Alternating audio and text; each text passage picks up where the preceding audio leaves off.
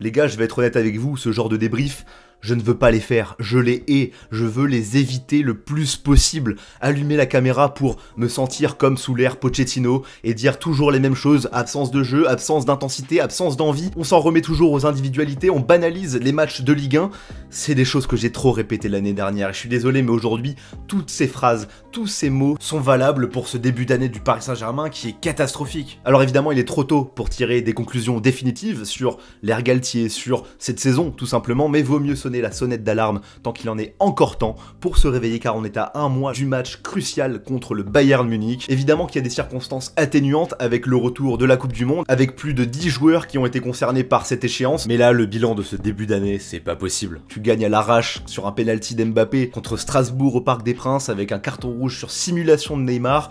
Juste après, tu perds à Lens, tu ne produis pas de jeu à la maison contre Angers, qui est bon dernier du classement, tu galères contre Châteauroux en Coupe de France, qui a réussi à égaliser, à nous faire douter et à redouter des tirs au but. Mais ce qui s'est passé ce soir, à Rennes, on peut pas passer à côté, faut dire les termes au bout d'un moment, il y a aucune envie dans cette équipe. Ce soir, il n'y a qu'une équipe qui a produit du jeu, il n'y a qu'une équipe qui voulait vraiment gagner, c'est Rennes et c'est mérité pour eux. Dans l'état actuel des choses, Paris fonce droit dans le mur si on ne corrige rien, on retrouve notre spleen dessous Pochettino, Neymar complètement invisible ce soir, pareil pour Messi si ce n'est une très belle passe pour Mbappé. Mais sinon il n'y a eu aucune production de jeu, le seul que je peux mettre un petit peu de côté c'est à la limite Mukiele en première mi-temps, qui fait des appels, qui se projette vers l'avant, Zahir Emery aussi, à 16 ans, qui est le seul qui a du coffre, c'est le seul qui a pris des initiatives, qui va au duel, qui va au contact. Mais je suis désolé, mais encore une fois il a 16 ans le gamin, on ne peut pas remettre tous nos espoirs, dès que Marco Verratti n'est pas là, sur les épaules de ce genre de joueur. Lui il est là pour se forger, pour apprendre, pour être un complément. C'est pas normal qu'après un mercato d'été, où on a dépensé encore des millions et des millions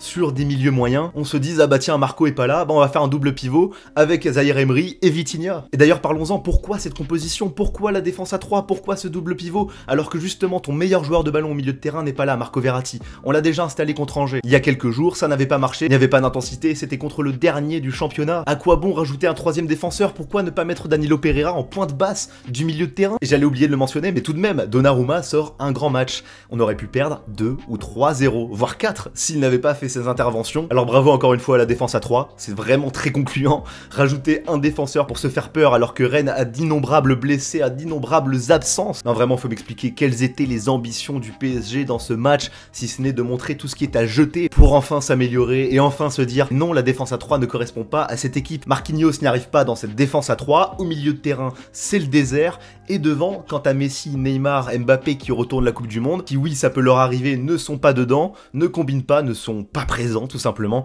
et bah t'as rien sur le banc, t'as rien si ce n'est Carlos Soler.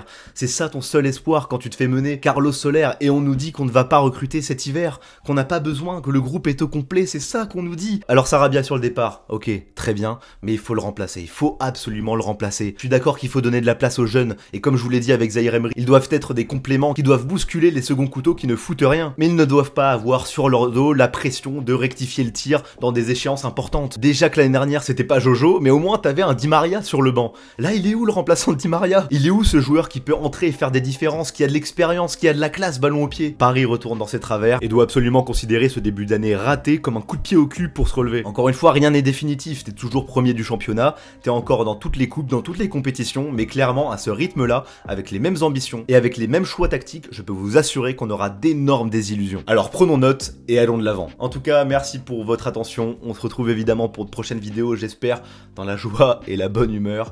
On va rester zen et je vous invite évidemment à vous abonner à la chaîne. Il y a plein de beaux projets qui arrivent sur la chaîne et je vous invite évidemment à ne pas les louper. Allez, c'était Théo, prenez soin de vous et ciao tout le monde.